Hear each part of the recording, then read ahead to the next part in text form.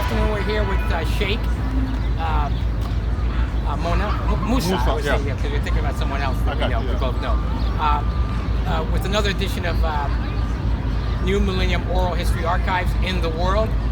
We're happy to have him here. He's the co-founder, gotta put that co-founder in, co-founder of African Union Day Foundation, which is not to be confused with the African Union organization in Addis Ababa, Ethiopia. So it was founded about 15 years ago. Yeah, July 2006. Right, 15 years ago. So we're here today for New Millennium Oral History Archives in the World, and it's a pleasure having you here. We were at the street renaming a week ago, Friday, renaming of the Carlos Cook Street, Carlos Cook place now, the great Carlos Cook. Did you happen to know him? Very little prior to that. I knew of him from colleagues that are part of the Garvey's movement. Garveyite nationalist movement. So you knew Lambi Graff. Yes. Yeah. You know his son was there too. Yes. Sinke was there. Yeah. I was there too with Sinke.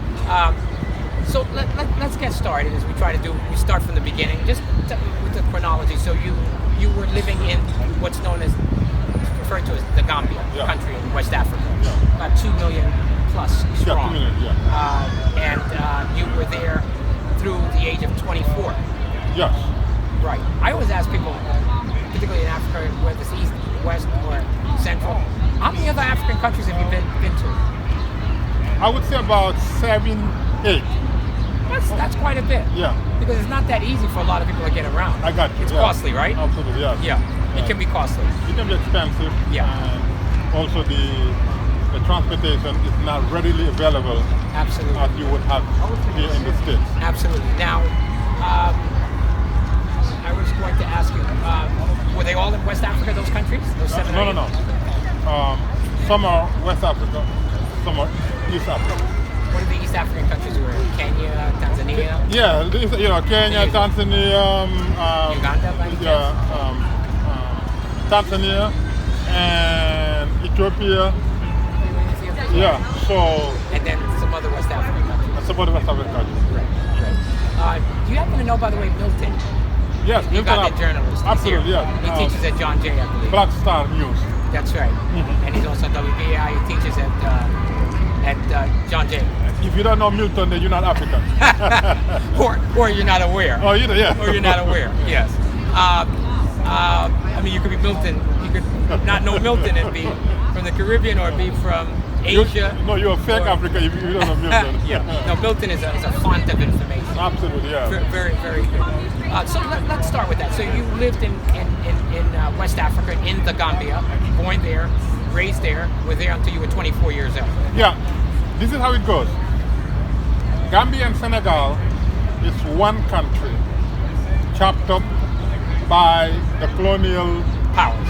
Terrorists. It used to be called Senegambia. Senegambia. That's what it used to be called, right? So I was born in a village on the border of what we know as Senegal. And by the age of 2-3, my father opened school in a village where his grandfather was in Senegal. So I was raised in Senegal until the age of, I believe, 12. Then I moved to another town to go to my Islamic schooling. Right. For about 3 years. Then after that, my father died, and then I moved to the capital and become a hustler, street hustler, selling things on the street. A vendor. Yeah, a vendor. Yeah. So I think I did that for about maybe 4 years. Then that was, at the age of 20, then to 24, I moved to New York. So I came to New York when I was 24 in 1986. So lived in Brooklyn for a couple of months, then moved to Harlem for 1 year, then from Harlem moved to the Bronx. All you did that years, all on you were by yourself when you did? All by myself. When I came here, I knew one person when I came here, so I stayed with him briefly. Then I moved to the Bronx by myself. Up until when were the two countries united and they were called Senegambia? No, what happened was since the colonialism, they have been separated up until 1981 when there was a coup d'etat, attempted coup d'etat. And the Senegalese army came and quelled the coup d'etat. And from after quelling the coup d'etat, then they decided that it is time to reunite again. And then that's when the Senegambia was formed. Short-lived because of the political differences. It did not last, but How long did it last approximately? I would say a couple of years. So they united. They never truly united. It was an idea in its infancy, but before it became mature, politics go, between. Yeah, it was aborted. It was never materialized. Until now, the skeletal structure is there. Right. The attempt, to actualize it is still there, but it has not been done because, you have your own government in Senegal, you have your own government in Gambia. Sure. It would be very difficult for Gambia to give up its sovereignty to completely be, swallowed by Senegal. So it's just a matter of politics. But the people, same culture, same religion, everything is the same. You cannot go to Gambia without going through Senegal. There's only small opening on the Atlantic Ocean. Everything else is buried inside Senegal. Same thing, same exact. Well, it almost reminds me of Ethiopia and Eritrea. Exactly, Ethiopia and Eritrea. Reminds me of similar, but you are more united. More closely integrated than even Somalia. Than even Ethiopia and Eritrea. Because Gambia and Senegal, there's no border. Gambia is buried inside Senegal. It's like Swaziland in South Africa. That's right. Yeah, completely surrounded. Now Swaziland is called Esprit. Yeah, they changed it. Now they changed it. I forgot. Esprit or something. Yeah, something, but they changed it. Because it's a new name for the last 4 or 5 years. Right. I should mention to everyone listening that Sheik you were one of the co-creators of the African Union Day Foundation. DAY Foundation. Correct. And that's about 10 years old? That was created in July 2006. Oh, so longer, yeah. Yeah, the catalyst for creating the foundation was that you have a large population of Africans migrating, to the United States, and New York was, the open door, was the entrance. Now you have them migrating to Minnesota, California, Maine, and the Northeast. I remember when there was 780 black people in Maine. At the end of the 70s. That's how many there were. Exactly. There was about fewer than 800, if I'm not mistaken, in the mid to late 70s. Now you have East Africans there, Somalians, and it's unbelievable. Absolutely, yeah. Including Minnesota. I didn't know until a number of years ago. Absolutely. Just amazing where people are. I wouldn't be surprised if they're, you have migration into Utah. And, different places. And Las Vegas. Yeah, everywhere Las Vegas. If you go to Las Vegas, you think you're in Africa, yeah. No, you're kidding. I was in Las Vegas. I took the bus, and half of the bus was speaking different African languages. I said, wait a minute. We're all over the place. Yeah. I know there's a Hispanic, growing Hispanic population in Vegas, but I didn't know. They have a lot of service sector where they need, cheaper labor force. But I mean, those immigrants must be a good job. Well, working in those hotels and so on, right? Because they're all union jobs, hospitality, yeah. I mean, hey, Las Vegas is a paradise on earth. So they need financial, it has the highest suicide rate and much else, but that's another story. Well, because people lose their livelihood. Prostitution is legal and whatever, But so the Africans who are there, they must get are they earning a good salary in Vegas? It's unionized service. No, but it depends because in each economy, they are underground labor force. All right. So you don't always assume that because it's a union-heavy city, therefore all the labor force is attached to it. Right. They're always underground. Yeah, I'm always thinking about I got you. Union and building up building up trade unionism. That's what I'm saying. It's the path to a more secure life and a good income. Absolutely, yeah. No, the African American community are more union-oriented because of the exploitation. The Africans are fairly new. So if you were making $1,000 a year, here you can make $1,000 a month you know, you think it's fine. Yes, it is an improvement. That's right? what I'm saying. So that's the difference. Yeah, But I mean, you may go through the spiritual things of displacement and yeah. a bit of But only in the with beginning. exile. Yeah, in the beginning. But later on, then you have your fourth generation children. Then you begin you now. jump to the fourth generation already. I would say second and third generation. Absolutely. Yeah. And you grew up you're born in Gambia. I grew up in Senegal. Grew up in Senegal. Yeah. You went to right through secondary school, religious school. Yes. The Maastricht. Yeah, Madras. Yeah. In right through the 12th grade. Correct. Right. And was it a school in the village, as you mentioned to me earlier, or in the city? Initially in a village, but later on we moved to one of the bigger, well-known religious study town called Diourbel in Senegal. So all of this was in Senegal. All of it was in Senegal. Was there no school in religious school? There must be religious schools in the Gambia. No, Gambia, they both have religious schools, but because since my father's school was in a village in Senegal, so that's where I. And this was a school your father founded. Yes. And how old is that school? Does it still exist? Yeah, the school. No, the schools, because the village, almost every household has school. It is purely Islamic town. Right. Very religious. So sure, because Gambia and different religious schools. Yeah. My father's school merged with his older brother's school, which still exists. Because my father died. When my father died, your brother took over. Yes, briefly. Right. But now that school now is merged to state run. No, not a state. This is all informal, setting. Right. Yeah, this is a village thing. Because when we say church schools here, it's religious, and you also learn the regular courses. Now you have to go to a separate school for mathematics and. Exactly, but not this particular setting. This particular setting is purely religious, non-secular.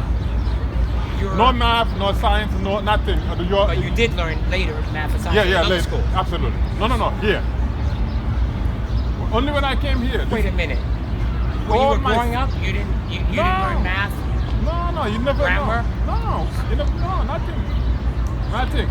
Your subjects are studying Quran, memorize it, calligraphy, sure, Islamic science, Arabic language. Islamic science. Yeah. What science? Islamic science really talk about the history of Islam and mostly history of the Arabian world. That would sound more like history. Yeah, but it's not even your own history in most cases. Like, you don't really study the real African history. So right, absolutely. Now I can definitely call in most cases like a waste of time, because in your formative years where you could observe as much subjects, the subjects are too narrow and too focused and too religious. Well, that's really just quite surprising what you said, that you didn't take regular arithmetic and mathematics classes and classes of grammar. And nothing. But when you come, let's say you come to the. But then it would seem to me a lot is missing. No, it's a waste of time. What do you mean, like mathematics? No. I said the way that my schooling in my early days is a waste of time. It's really a waste of time because the concentration is so narrow and so religious, and it's just not the best way of spending your formative years. What I didn't know, in West Africa you had the same madrasas. I know that in Pakistan and elsewhere on the Arabian Peninsula, other places, you have that. But I didn't know it was that deep. Until today in West Africa, there are some places where all they concentrate is Quranic memorization, Arabic language, Islamic studies. I mean, you have the same thing with some of the ultra-Orthodox communities in New York. Exactly, yeah. The yeshivas. Yeah, exactly. Well, the yeshivas are often the universities, but some of the other grammar schools that they run.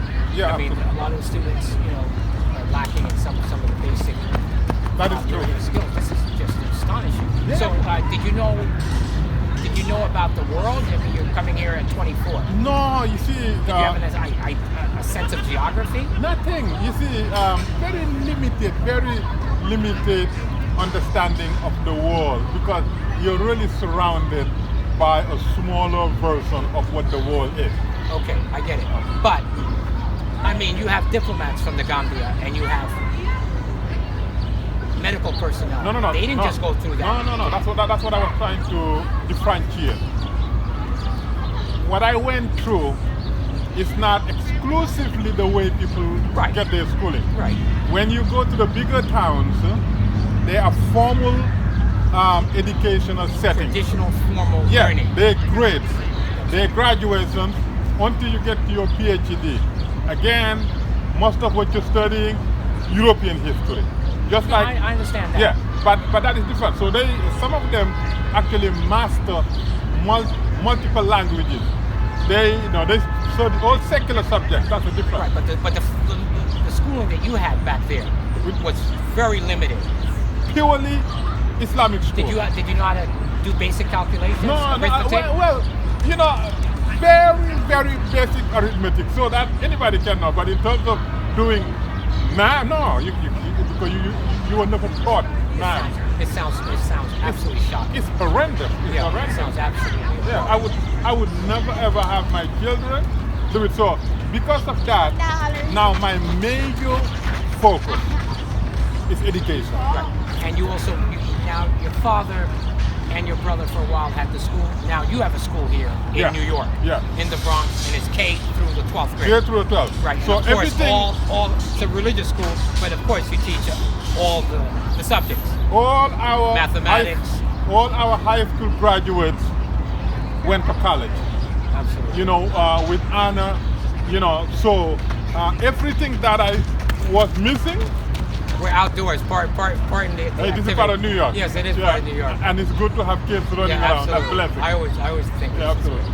So everything that I did not have, I make sure that is past, that cannot be repeated. So now, as I'm talking to you now, we have designed a special curriculum that we call STEMmed Up. What we did was we take science, technology, engineering, math, and then we add DUP, diversity, unity and peace. Why diversity, unity and peace? As I told you, our school opened on 9/11. Right, I mean this is astonishing. Your school opened almost 20 years ago. 20 years. On the day of that horrific day in New York. Exactly. And that school is promoting peace and unity, it's a counter-narrative to a lot of the hostilities that were there against people of the Islamic faith. When we were launching the school, the idea was religious school that teaches academic subjects in an Islamic environment. Promoting peace. Promoting peace was not really part of the. But by nature of the school and by nature of you, but by what you're involved in, it's going to promote peace. That's all I was saying. The peace part of it came when we opened on 9/11. Right. Then we said, you know what? There is a sign because nothing happened by accident. That's right. We opened for a purpose. On that day, after we found out what was going on, I called an emergency meeting to find out what were the feelings of the volunteers, the teachers, whatever, and almost every one of them said we must close. It's dangerous because New York City is closed. After they finished with their comments and input, I thanked them and I said, if you want to leave as a teacher, leave. You will be considered. You work all day. You will be paid. Volunteer, you can leave. Parent, you can leave. Take your kids, but the school will remain open because we are Muslims. And I promise you, in the next couple of hours, these attacks will be tied to our religion. Therefore, we have moral obligation to explain to New Yorkers who we are, why we're different from these terrorists. Should they be afraid of us? Are we going to be good neighbors? What is Islam and everything? And we did not close. And guess what happened? The media found out Islamic school is opening in the Bronx on 9/11. The media all came to the Bronx. And then we became now the story. Yeah, you got a lot of publicity. Yeah, every time, if you go back to the early days of 9/11, if you look at any mainstream media, if you see one side, Ben Laden them, the other side you see me. And I challenge every Islamic scholar justify this, justify that. From there until today, media come from all over the world, and we keep talking. We never close. And I'm sure you had I think the Daily News back then had already a bronze. Yeah, they had a bronze headquarters there, and Kapsatata, whatever was the head of it. Speaking of the timing, what timing for a school? Just remarkable. And I had wished to ask you, how did you get funding for the school? I mean, did you do it out of your own pocket to start the school, this private school? Yes. What happened is, the greatest benefit we had was that this was the first Islamic school, and there were a lot of Muslim parents who were dying for such a school. And what we found out after opening the school was that a lot of these housewives, not the men, but the women, came from highly educated background. Engineers, lawyers, accountants, doctors, and now... Why were they homemakers? No, because when they come here, they were isolated. They were wives, and they were, their professions and knowledge were not taken advantage of. And few people knew how educated they were. When we opened the school, every day, these people come and say, we want to volunteer and bring their portfolios. You read, doctor or dentist. Were they Gambians? No, they're mostly Arabs. No, they're mostly Arabs. Arabs and Pakistani. Because our school, even though I am... Lebanese? No, Jordanian. Modern. No, Jordanian, Egyptian, and Palestinians, and Pakistani, and some Indians. These were the top people who volunteered, and they were so generous in their time. They even do fundraising. They even do pen. They were so excited. You have some North Africans, Tunisians, Moroccans. A lot of Moroccans, Tunisians, Algerians. We have several Algerians, but Moroccan, yes, right. They were founding members. Right. Okay. So that was the technique. That was the blessings we had. That what would have cost us money from the packet was really donated from the heart. And these people, they had their children in the school, and they're volunteering almost. After school program, you have tutorial, you have and you went from pre-K to 12th grade. Every year we added a grade. Okay. Yeah, so we started pre-K to 3rd grade, and then every year we added a grade. And of course you got certified by New York State. Absolutely, fully accredited. Right. The school is fully accredited, and all the kids who get their diplomas, we sign the diplomas, they go to college, they got their transcript, everything, fully accredited. What's the highest level of mathematics? I don't know, because trigonometry. I have no clue. Calculus. My job was secondary school. My job was to be the manager of the property and to oversee the operation. I had no clue. So you're not the educator. I am not the educator. I had no involvement in the curriculum. Nothing. Right. The only part of the curriculum that I participated in designing was the Islamic curriculum. That I can take credit, because part of it I put together based on my Islamic background. Okay, so you're an educator too. Yeah. Right. But in all the secular subjects, I have no clue. Right, so you had people who had, of course, their bachelors or doctors, BS or masters or doctorates. Yes, who were helping out. We have some of the most highly qualified, scholars in different things. Okay. Some of them had, like one of the founding, teacher we had, volunteer, was the second highest achiever in Jordan as a female. Second highest achiever, and came to our school and pretty much changed the vibe, bring, academic rigors and everything. So we have the blessings of that. That's wonderful. Yeah, beautiful. Well, how big is the staff now? Almost 20 years later. No, okay. What happened was also, we went 79, 150, 300, less than 2. You're talking about students. Yes. Then we lost our place, because we were coexisting with a mosque, and the school is growing, the mosque is growing, and they own the building, and I was member of the mosque. So at the end, the school could no longer fit fit in there. So what did you all do? There was a building right next to it for sale. We moved to that building. How much did you all have to buy the building for? No. We didn't have the money. What we did was we signed 10-year lease with option to buy the building. So we didn't buy the building. So the building was huge, but it was not big.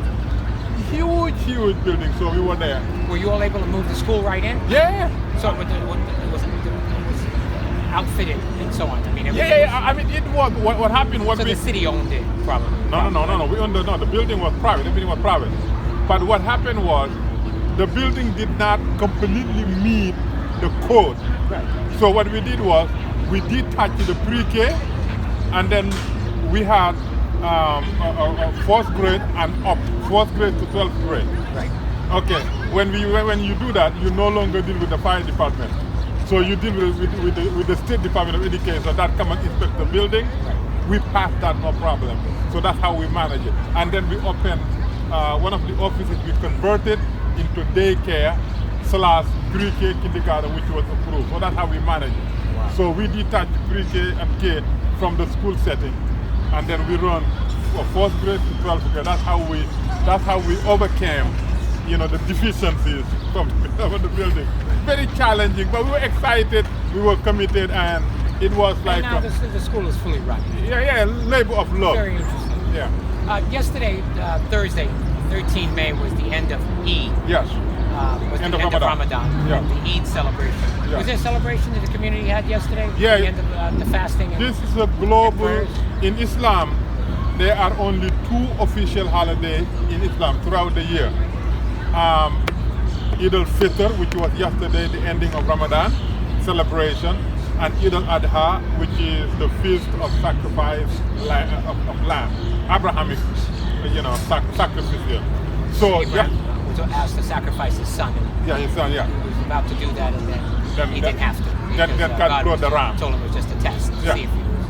Same story. So that's in the fall. Yeah, that's in the fall. Now, what is that celebration called? Eid al-Adha, which is the greater festival. The translation is the greater festival. That's in September. No. It's in the fall. Right now we're in May, about July, around July. Oh, it's in July. Okay. Yeah, July. And that festival lasts how many days? No, all of them 3 days. The calendrical days in Islam are sort of different. We're in 2021 now. The way Judaism has, it's at 5,600 and something, or 5,800 something a year. Yeah. In the Gregorian calendar, we're in 2021. Yeah. What's the calendar? I think right now it's 1443. 1443. Yeah. That's the year That's the year. in the Islamic calendar. Yeah. Because don't forget, Is it dated from the Prophet Muhammad? if the date started from when Prophet Muhammad migrated from Mecca to Medina. Okay. That's where the Islamic calendar began. I see. And it's 1,443 years. 43 or 44, yeah. So it's either 1,443 or 1,444 years. Yeah. Since he migrated from Mecca to Medina. to Medina. Right. That's interesting. And this major celebration during the season of Ramadan, 30 days is over. And Eid was yesterday, of course. Eid was yesterday, was globally celebrated, and yesterday, today, and tomorrow makes the 3 days of Eid. For example, if you go to Muslim countries, there are a lot of families that would not do any type of work between yesterday, today, and tomorrow. Those 3 days are not working days. Employers give their employee days off. Like a bank holiday. Yes, exactly. Yeah, for 3 days. Yeah. Yeah. Now let me just ask you this: with that, speaking of that holiday, for instance, when you have those 3 days, because you've had this pandemic, both last year, 2020, and this year, both celebrations of Ramadan, have they been muted this year as well? Is it muted? Is it kind of smaller at the end of Ramadan? Obviously, neither this year nor last resemble what they normally would be. However, this year, more so than last year. Last year was complete, total closure. Absolutely. But this year, Things have opened up. Everybody celebrated in a very socially distanced manner, but nonetheless, they were celebrating. So, if you go throughout New York, where mosques are located, streets were filled with people. Even yesterday, I was taking the bus, across to go to an media interview, and there was a mosque that was making 4 separate prayers, and they closed the entire boulevard. Buses take 15 minutes to cross, and when you get there, you see people from here to 2 streets. Unbelievable. Because right now you have a lot of Muslims in New York. That's right. The number is growing. But following, as the French would say, a sort of cordon sanitaire, a social distance. Social distance, yeah. You speak French, so I thought I'd put that in there. Now, we want to talk about the foundation, because obviously when you came here at the age of 26 or so 24. to America, 24, you had some challenges. You had a number of jobs you had to do, part-time jobs and so on. Absolutely. And that must have been a struggle that continued for a few years. Yes, absolutely. Yeah. The usual immigrant story. Right. You do everything you can do so that you can pay your bills and send money back home. And if one decides to form a family, which you did, and you have children, you have to prepare for that. Exactly. Yes. And that is my story. Same, nothing unusual. Same. So when I came, I was a street vendor, selling packet box, selling sunglasses, selling umbrella, selling whatever they sell. How long did you do that for? I did that for because I came August 1986. I did it until the middle of 1997. So you did it for close to a year, or even a year. And then you said 1986 to 87. Yeah, because I came August 1986. So September, October, November, December, and half of 1987. That's what I did, street vending. And then from there, I worked at a restaurant in How long did that continue? New Jersey for no more than 6 months. I would say until the end of 1987. When you came here, what place did you have to stay at? Did you have a place? When I first came, I stayed in Brooklyn, Bay Ridge, Brooklyn, for several months. You had friends there? I knew one person who stayed there. And he put you up? Yes, because we were roommates. Because all the Africans stay in one apartment. You have 10 Africans. Yeah, but when they're trying to make their way. Yeah, exactly. The vendors, it's amazing. You see those vendors on the streets of Rome. Yeah. You see them in Paris. Everywhere. You see them everywhere. Yeah, right? yeah. In New York. Now, who runs the whole thing? Or are there a number of I mean, it's a very interesting story. It is a very interesting. How long has that been going on for, where there have been street sellers in Europe and in the States? As soon as colonialism ended, the moment they got independence, I would say this. That's in their country. I'm talking about now in the West. No, that's what I'm saying. I don't remember them in the West 40 years ago. No. Not as much, but since the beginning of 80s, I would say 81 in New York, 81 to now, that's where, because between the mid 84, 85 to 95, this decade. Because you came to New York, and it would have been other cities the same thing, in the middle of a cracking epidemic. When I live in Harlem, half of the Harlemites, I call them walking dead. None of them could stand straight. None of them was awake. I mean, everybody was either dying or sick or shooting. Many people. You had an epidemic there. Bad stuff. Yeah. Crime, poverty, drugs, and prostitution, you name it. It was the most horrendous experience. Because I can tell you, I was in that community when I first came to the States from Latin America. Okay. And it was a vibrant community. Okay. As a child in the 60s. Okay. And even the early 70s. Okay. Was the importation of drugs into those communities. That destroyed. Where you started seeing that kind of destruction. Not just there, but in many cities. I got you. So those places were vibrant places. Yeah, but not in the 80s and 90s. In fact, I really have fond memories more of that period than now in the village of Harlem. Amazing. Well, you and I have completely diverging But you experience. must have known that you know of that Harlem before the 80s. And No, the not before I came. Not before I came, because don't forget I came from. No, but I mean, you later learned. Oh yeah, absolutely. You knew Lambi Brath, and so you must have known that there were a lot of activities. Oh no. As soon as you come in the environment, the saddest thing is that you see human potential being wasted on a daily basis. And that was one of the saddest experiences, even though my English was limited, my understanding of the city, but I do know what we're capable of doing, and I do know what we must be doing. Let me just ask you a quick question, because I was curious about this, being an immigrant myself. Did you see any of that in the immigrant community when in the 80s or even in the 90s? You didn't see No. because they had their back against the wall, they had to move forward. Yeah, and they couldn't. Not only that, but even though we were here, but we brought Africa here. As they say, you can leave Africa, but you cannot leave Africa, because you're no longer a continent. So we, when we came here, we continue our village mentality. Whoever comes, spiritual values. Whoever comes is part of a network. We provide food, we provide clothing, we provide a pocket change in your first couple of months until you can stand on your own. Even rent, everything we provide, because there's a fraternal network that sustains the community. So anybody that comes, you will never be deprived of the best things of life. I know that there can be divisions within ethnic groups and also regions. Yeah. So would you say that all of the different African communities, South, Central, Western, East Africa, would you say they sort of work together? Or? No, because you got to understand, each region has its own characteristics. Right.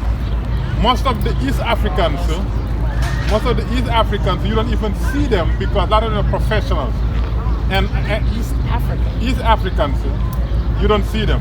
But most of the West Africans, except Nigerians. Nigerians are very successful. Very successful, except the Nigerians. Most of the West Africans. Very successful. Yeah, but only Nigerians.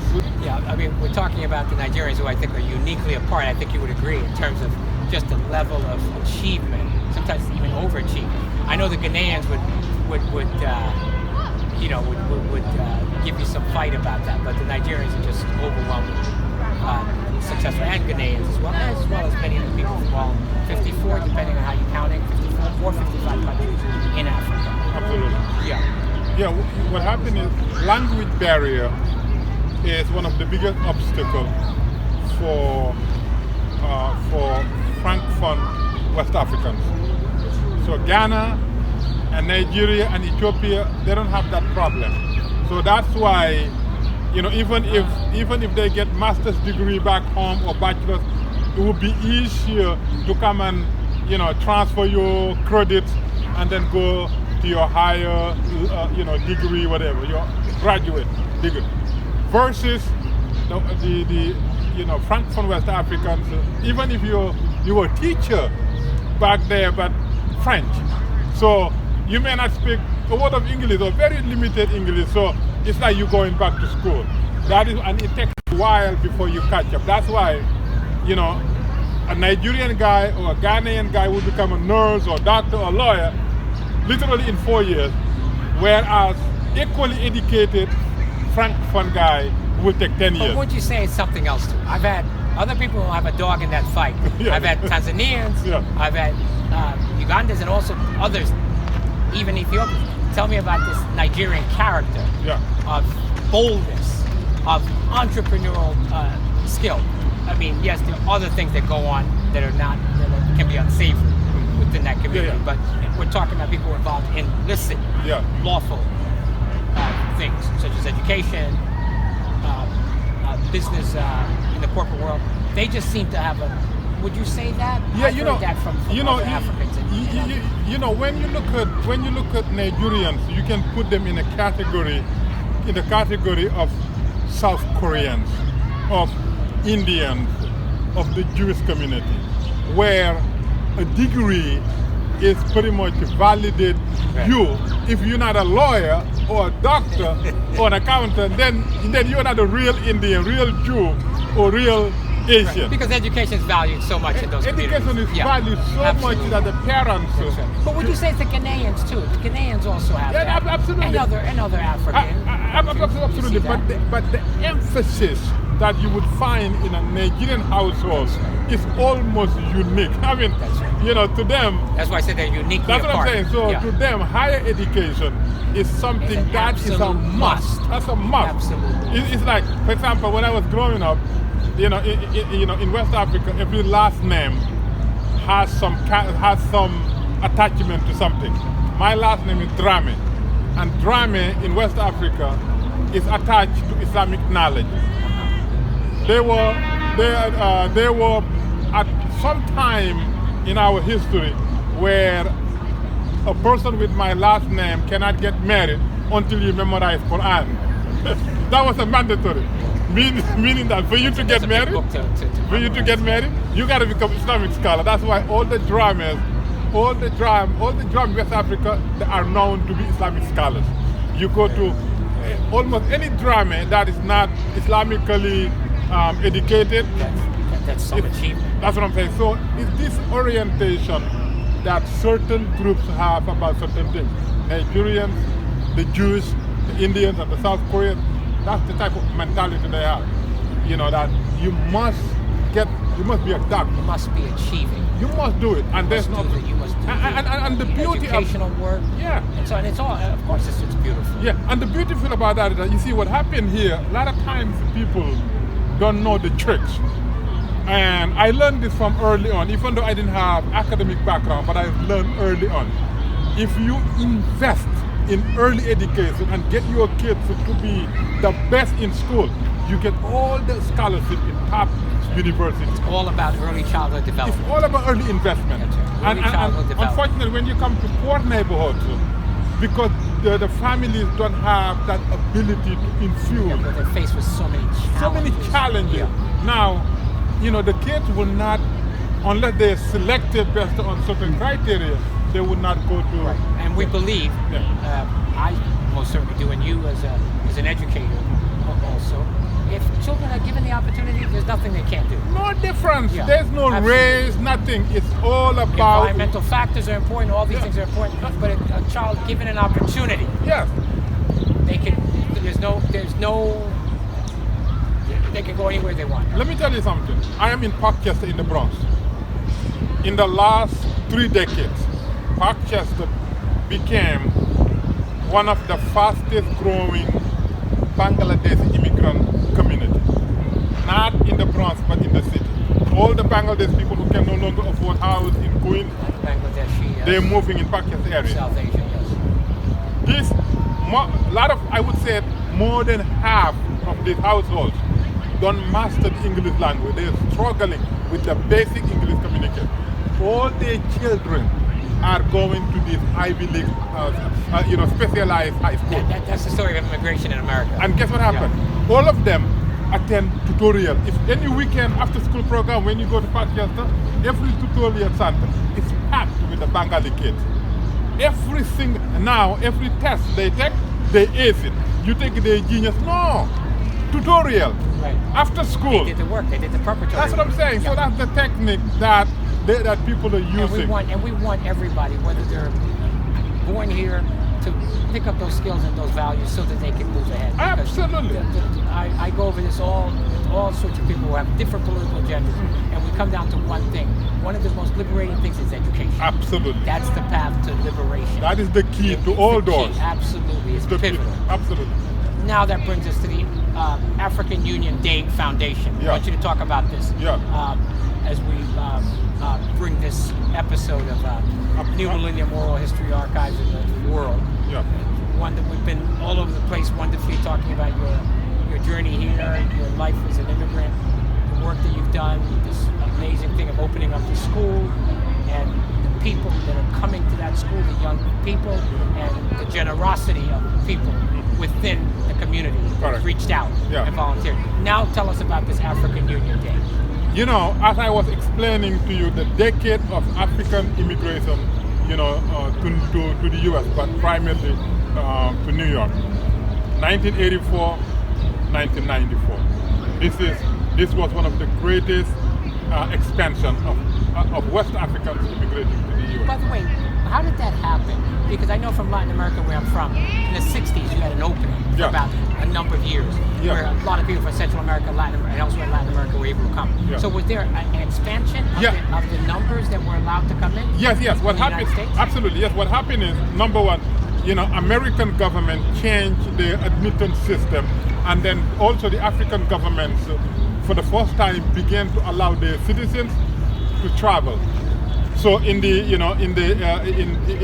late 70s, early 80s is where most African governments allow their citizens to travel freely, and because of that, people go to Europe, Italy, France, whatever, and America opens, and then they begin to come here. So because New York was home to the United Nations, home to the African Union Secretariat, and it's a growing metropolitan of African immigrants, and there was no official celebration of these official holidays in Africa. Africa Day, May 25th, African Union Day, September 9th. 25th May is African Liberation Day. African Liberation Day. Right.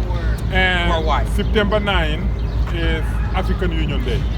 So we said we have to formalize this. We went to the African Union headquarters. They had no connection to the U.S. government. They were diplomats dealing with diplomacy. You went to them here in the States, in New York. Yeah, they're 47. Because they're the mission to the UN. But they had no connection really to the legislature, to the city council members, assembly, state senators. So what we did was, we went to the city council. We told them we need to have a resolution recognizing September 9 as Africa Day in New York. This way, when September 9 comes, we bring all the diplomats and their wives and African Americans and Caribbean Americans, all the African descent people. And they passed the resolution unanimously. 2006, we had a celebration. 23 African nations were present. That was 2006.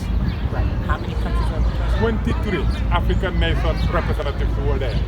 We did it we celebrated at the City Council chamber. It was packed.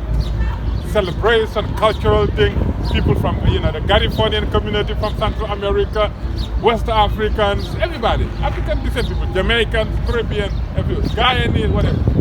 Then, 2007, we went to Brooklyn, we met with Hakeem Jeffrey, who was then assemblyman, representing now Brooklyn. Congressman, now fourth in line of leadership in Democratic House. Exactly. We asked him, we said, African Union Day is already part of New York City. Right. We want Africa Day to be ratified by the state. He said, no problem. Put the legislator, pass. He hosted the first Africa Day, May 25th celebration in Albany, bring scholars from different Haiti. Right, but that was African. 2007. But that's African. There are 2 days. Right. September 9, African Union Day. September 9. May 25th, African Liberation Day. Right, because I know when I'm in London. Yes, May that's celebrated there as well as elsewhere. Exactly. That is African Liberation Day. Supposedly African Liberation Day, African Liberation is announced, supposedly. It's been replaced by African Union. But because the day never changed, the 25th was the original day. We still celebrate. That's what I'm saying. But what I'm saying is the OAU, Organization of African Unity, cancelled, replaced by African Union. And when they replace it, they maintain the May 25th, which was the African Liberation Day. They maintain that day. Celebrating independence of all sorts of African Exactly. Countries. But now in 1999, 2001 to July 9, 2002, Libya, Gaddafi convened a meeting in Sirte. They call it the Sorte Declaration, which said now we are moving from OAU now to the African Union. Right. And they ratify it, and on the meeting took place in Durban, South Africa, July 9, and then ratified September 9 in Sorte, Libya. That September 9, that is what the African Union celebrates until today.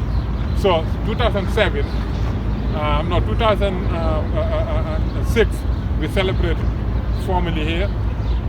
Until now, every September 9 we celebrate it. And African Union Day. African Union Day. We're going to go about 5 minutes more because we want to get to this thing. Tell us what's the purpose of the foundation, African Union Day Foundation. Exactly. The purpose is that you are in New York City, home to the largest African descendant from the Caribbean, South America, North America. The largest African diaspora. That's what I'm saying. Yeah. So, if the continent is celebrating these milestones, and part of the African Union was to divide Africa into 6 regions. The 6th region is the United States. It's the diaspora. Actually, it's the diaspora. Exactly. The entire diaspora. Yeah, so we said now we're going to use these celebrated days on the continent also here. That was the impetus for the foundation. So the foundation is the only organization that works with the City Council of New York City and state legislators to recognize May 25th Africa Day, September 9 African Union Day. And we were the first organization to take the African Union Secretariat leadership from New York City all the way to Albany, pay their hotel, transportation, and have New York State legislators to honor them with a plaque recognizing Africa Day in the first time. So from there until now, these 2 days. What year again was that? 2007. Where does the foundation get? How do you get the money for the? No. Again, the foundation does not operate with a big budget. The foundation is almost like an ad hoc type of operation. You know, starting from. Is it a 501c3? Yeah. And you're an NGO. Yeah. You recognized NGO. No. Non-governmental organization. No. We work with UN per deemed basis, but we are not UN affiliated NGO. Okay. Yeah. So what we did like 3 months before the celebration, we come together, find out how the program goes, we contribute, get it done, move on. Okay. That's how we do it. How is it? Do you have a budget? No, we don't. No, we no budget. No, but we don't need a budget. All right. Because it's not like a day-to-day functioning entity. The main purpose of the foundation is to coordinate the celebration of Africa Day, May 25th, and the African Union Day, September 9th. Tell us, what do you have planned for 25 May 2021, which is coming up in about 2 weeks, and what do you have planned for 9 September? Yes. 2021. What we're doing, Africa last year ratified Africa Free Trade agreement, which is the most wonderful thing. So now, instead of going to China everywhere, African countries are now freely trading with each other. We're going to have experts to tell the audience what the free trade is about, what are the benefits, what are the challenges, how they can participate. And part of it also, we're launching the STEM program I told you, STEM Africa. This is on the 25th? On the 25th. Where are you doing it? Is it virtual online, or is it live? Virtual. Okay. So it's a virtual online. We have audience from all over the world. We have scholars from all over the world, and people can watch it. Do you have a board? Huh? You have a board? Yes. How many people make up the board? At least I think about 15 people from different countries. Anybody from the 6th? Yeah. It's a diverse. No, I'm talking about from the 6th region. Yeah, that's what I'm saying. Outside of diaspora. Yeah. We have, Jamaica, Central, Garifon. We have, it's a diaspora, 6th region. The 5 regions are the 5 points in Africa: Central, North, East, West, North, South, Central. Right. And then the 6th region is everybody outside. outside of the country. Of diaspora. Yeah. Right. What's planned for the 9 September 2021? Exactly. September 9, we are taking this concept of moving Africa from a donor-hungry continent with the richest wealth on the face of the earth into the most innovative educational hub in the world. So we are launching STEMmed Up Africa on September 9th. Science, technology, engineering, math. Yes, diversity, unity, and peace. Because Africa, to a lot of people, you're black person, you're African. But Africa is so diverse, so that we're going to celebrate that diversity in language, in culture, in religion, in heritage. And we're launching $1 billion campaign to fund STEMmed Up Africa. Is that 1 billion? 1 billion with a B, $1 billion. What we're saying to the world, Africa doesn't need handouts. Africa needs good governance. With good governance, Africa can harness its limitless natural resources. Absolutely. And its vibrant human resources. And that, having STEM, will make it happen. Absolutely. And that is what we're launching on September 9th. STEMmed Up Africa. You have a number of a few billionaires on the continent that you can reach out That's to. what I'm saying. And then we're going to go everywhere. By the way, the second richest man in the world is African, who's Tesla founder. So we have a lot of rich people. Right. I always forget he's South African. Yeah, that's what I'm saying. Yeah. I always forget. Whether you're white or black or whatever, it doesn't matter. He's from South Africa. Yeah, Tesla, you're African. I forgot. Yeah, so we have a lot of African. Was he born in South Africa? Yeah. Born in South Africa, yeah. Born in South Africa. Elon Did some Musk. time. That's yeah. right. Did some time in Canada. Sometimes he's the first on the list. Yeah, Richest. exactly. Yeah. But so we send him a letter, and we're waiting for him, and we also have celebrities. You got Dangote, concrete. Yeah, all of you them. got Mo Ibrahim, who's interested in good governance. Yeah, so that's why we're launching the $1 billion. And when you talk about $1 billion, one of the reasons why we say $1 billion to generate buzz. Are you crazy? $1 billion. Well, You should be able to get more than that. that's what I'm saying. That's nothing. Yeah. Nothing. You're talking For a about whole continent of what, 54 countries? Yeah. So the money is there because if you go to Europe, if you take African money from European banks, they will file bankruptcy. That's what I'm saying. If you take African money from any number of banks they file throughout bankrupt. Latin America, the United States, and elsewhere, they would be in a proper state. So that's what we're doing. So May 25th, we're launching Africa Free Trade Education. September 9th, Africa STEMmed Up Africa. This conversation has been so informative and I dare say enlightening. I want you, as we come now to a close, as time is evaporating, tell us what do you see going forward for Africans in the diaspora and also those living on the continent. Yeah. My greatest and most urgent appeal to the Africans in the diaspora is that if you have not been to the continent, make it your top priority to go to the continent. Because technology now has changed the equation. I was in East Africa.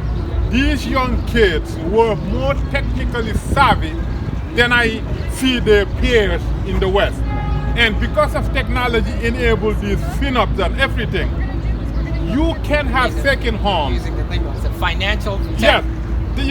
Portable fintech. financial transactions Yeah. to your kids. Right. Even the grandmothers who are not literate can transact with their portable phone. That smartphone. That's what I'm saying. Africa has the land, has the environment, has the infrastructure, everything. So please visit Africa and see how you can begin some type of operation there. For example, in West Africa, you can have breakfast here, go to West Africa, and come back have dinner here in New York. You know that? 7 hours, 7 hours. Sure, that's right. So that's and then the Africans, Africans here in diaspora, the number one thing is not money, education. Because whether you stay here or go back, education is the key for all doors. No education, whatever you are, will expire. With education, you can always rise up with the ladder in due time. It doesn't matter. So that is my message in closing. That's a powerful message coming from you, the co-founder of African Union Day Foundation. So I know you're on fire, and that's your mission. Yeah, and you've sounded the clarion call. Yeah. So everybody knows what to do, and everybody knows who to speak to. Absolutely. And if they need any further guidance, Yeah. they can, of course, see you at the African Union Day Foundation. Celebration, absolutely. So more power to you, and you're doing what you're looking and mapping out as work do is just truly heroic. Thank you. And I see it succeeding. Absolutely. Absolutely. So for New Millennium Oral History Archives in the world, we thank you. Thank you. Sheik, Yeah. for taking the time out and giving such an energetic and vibrant message, because I know you're busy. So thank you for taking the time out. Absolutely. My pleasure. My pleasure. Thank you for having me. Have a on. wonderful evening. Thank you. Thank you.